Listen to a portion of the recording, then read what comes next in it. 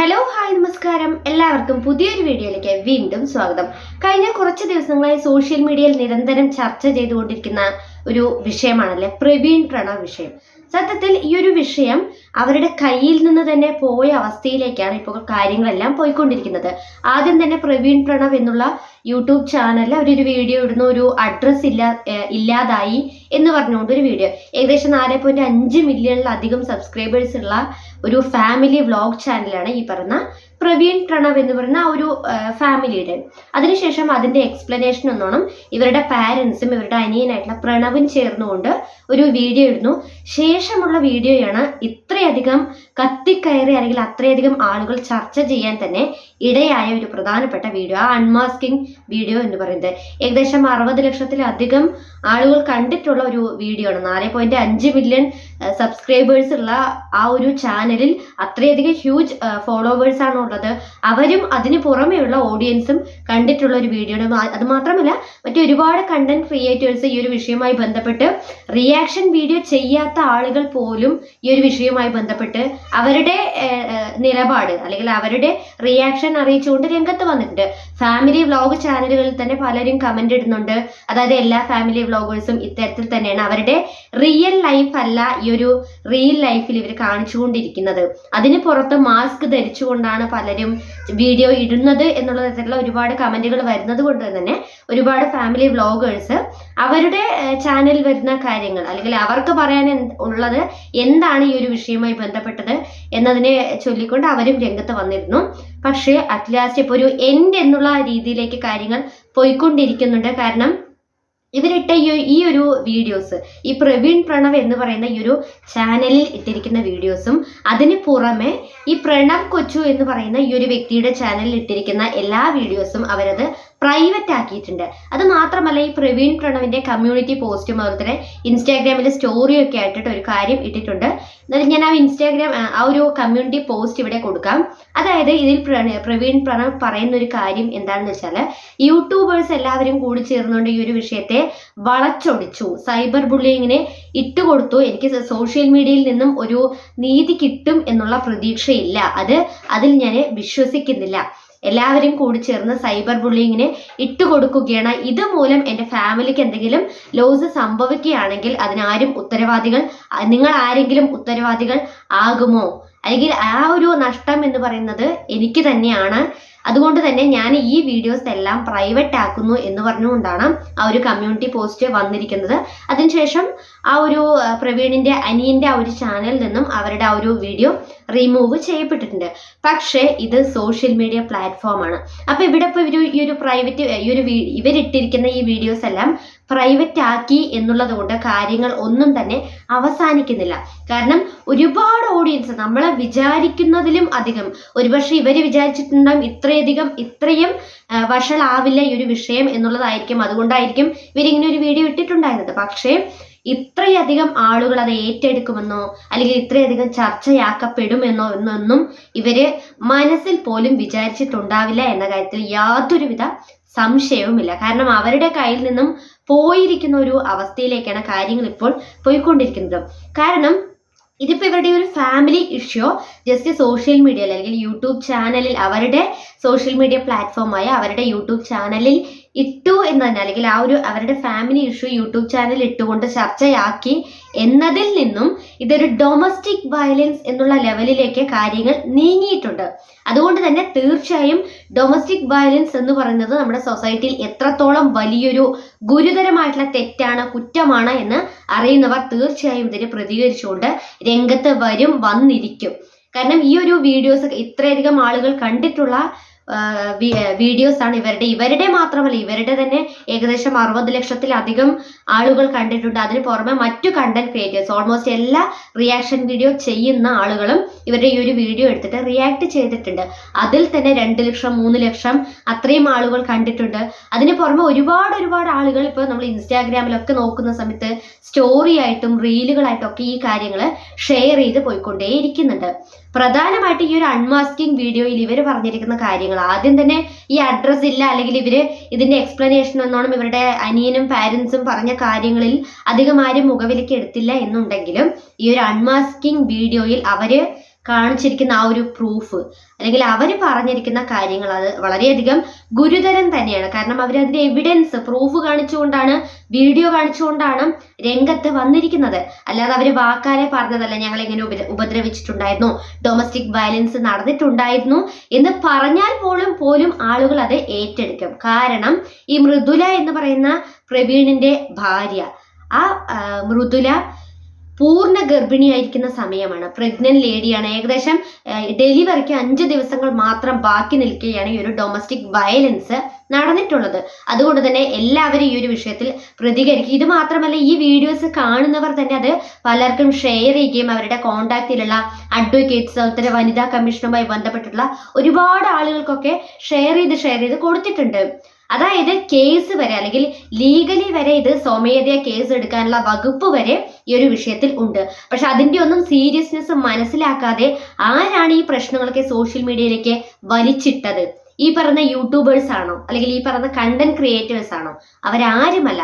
ഇത്രയും വലിയൊരു വിഷയം ഇപ്പോൾ ഒരുപക്ഷെ പ്രവീൺ പ്രണവ് ആദ്യം ഒരു വീഡിയോ ചെയ്തു, ഒരുപക്ഷെ ഇത്രയധികം ഹ്യൂജ് ഫോളോവേഴ്സ് ഉള്ള ഒരു ചാനലില് ഇവരുടെ ഫാമിലി മെമ്പേഴ്സ് ആയിട്ടുള്ള അച്ഛനും അമ്മയും അല്ലെങ്കിൽ അനിയനെയും കാണാതാകുമ്പോൾ തീർച്ചയായും ഓഡിയൻസ് ചോദിക്കും. കാരണം അവരെ അത്രയധികം സപ്പോർട്ട് ചെയ്തത് ഈ പറഞ്ഞ ഓഡിയൻസ് തന്നെയാണ്, ഈ പറഞ്ഞ സബ്സ്ക്രൈബേഴ്സ് തന്നെയാണ്. അതുകൊണ്ട് തന്നെ തീർച്ചയായും അവർ ചോദിക്കും എവിടെ ഇത്രയും, അതായത് അവരുടെ ഫാമിലിയിൽ ആദ്യമായിട്ട് പിറക്കാൻ പോകുന്ന ഒരു കുഞ്ഞാണ്. അപ്പൊ ആ ഒരു കുഞ്ഞിന്റെ അല്ലെങ്കിൽ ആ ഒരു ഡെലിവറി സമയത്ത് അച്ഛനും അമ്മയും അനിയനും ഇത്രയധികം ക്ലോസ് ആയിട്ടുള്ള ഫാമിലി മെമ്പേഴ്സ് ഇല്ലേ, നിങ്ങളുടെ ഫാമിലിയിൽ എന്തെങ്കിലും പ്രശ്നങ്ങൾ ഉണ്ടോ എന്നുള്ളത് ഡെഫിനറ്റ്ലി ആളുകൾ ചോദിക്കും. പക്ഷെ അതിന് ഞങ്ങളുടെ ഫാമിലിയിൽ എല്ലായിടത്തും ഉള്ളതുപോലെ പ്രശ്നങ്ങൾ ഉണ്ട്, പക്ഷെ അത് ഞങ്ങൾക്ക് റിവീൽ ചെയ്യാൻ താല്പര്യമില്ല എന്ന് പറഞ്ഞുകൊണ്ട് ആ ഒരു വിഷയം അവസാനിപ്പിക്കാമായിരുന്നു. പക്ഷെ അഡ്രസ് ഇല്ല എന്ന് പറഞ്ഞുകൊണ്ട് ഒരു വീഡിയോ ചെയ്തു.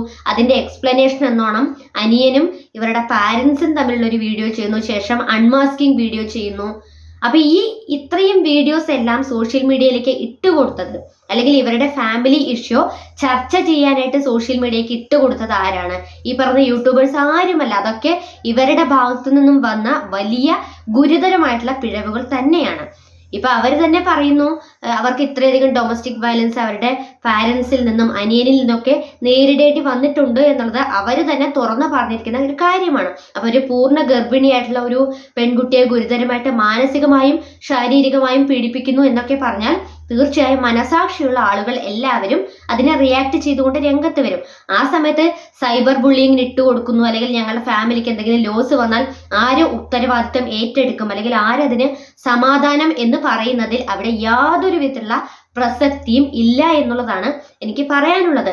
അങ്ങനെ ചിന്തിക്കണമെങ്കിൽ അല്ലെങ്കിൽ ഇങ്ങനെ ഒരു എന്തെങ്കിലും സംഭവിച്ചാൽ ആര് ഉത്തരവാദിത്വം ഏറ്റെടുക്കും അല്ലെങ്കിൽ ആര് ഇതിന് സമാധാനം പറയും എന്നുള്ള വിചാരം ഉള്ളവർ ഒരു കാരണവശാലും ഇത്തരത്തിലുള്ള എക്സ്പ്ലനേഷൻ വീഡിയോയോ അവരുടെ ഫാമിലി ഇഷ്യൂയോ ഒരിക്കലും യൂട്യൂബിലേക്ക് അല്ലെങ്കിൽ ഒരു സോഷ്യൽ മീഡിയ പ്ലാറ്റ്ഫോമിലേക്ക് റിവീൽ ചെയ്യാൻ പാടില്ലായിരുന്നു. അപ്പൊ നമ്മളൊരു കാര്യം, ഏതൊരു കാര്യം ഇതുപോലെ സോഷ്യൽ മീഡിയയിലേക്ക് ഇട്ട് കൊടുക്കുന്ന സമയത്ത് 4ഉം 5ഉം തവണ അതിന്റെ മുൻപും പിൻപും എല്ലാ കാര്യങ്ങളും ചിന്തിച്ചുകൊണ്ട് മാത്രം ഇട്ട് കൊടുക്കാനേ പാടുള്ളൂ. സോ ഇവർ ഈ വീഡിയോ ഇട്ട സമയം മുതൽ തന്നെ ഒരുപാട് കമന്റ് സെക്ഷനുകളിലും അല്ലെങ്കിൽ ഓരോരുത്തരും നേരിട്ട് അവരുടെ അനുഭവങ്ങൾ പറയുന്നുണ്ടായി. കാരണം അവർക്കും ഇത്തരത്തിലുള്ള അനുഭവങ്ങൾ നേരിടേണ്ടി വന്നിട്ടുണ്ട്. അവരതൊക്കെ സഫർ ചെയ്തിട്ടാണ് ഇപ്പോഴും നിൽക്കുന്നത്, അതിൽ നിന്നൊക്കെ റിക്കവറായി വന്നു കഴിഞ്ഞിരിക്കുന്നു എന്നുള്ള കാര്യങ്ങളൊക്കെ പലരും അഭിപ്രായപ്പെടുന്നുണ്ട്. അവരുടെ അനുഭവങ്ങൾ അവർ വീഡിയോ ആയിട്ട് ചെയ്യുന്നുണ്ട്. കാരണം ഇപ്പോഴും നമ്മുടെ ഈ സൊസൈറ്റിയിൽ പല വീടുകളിലും അല്ലെങ്കിൽ പല കുടുംബങ്ങളിലും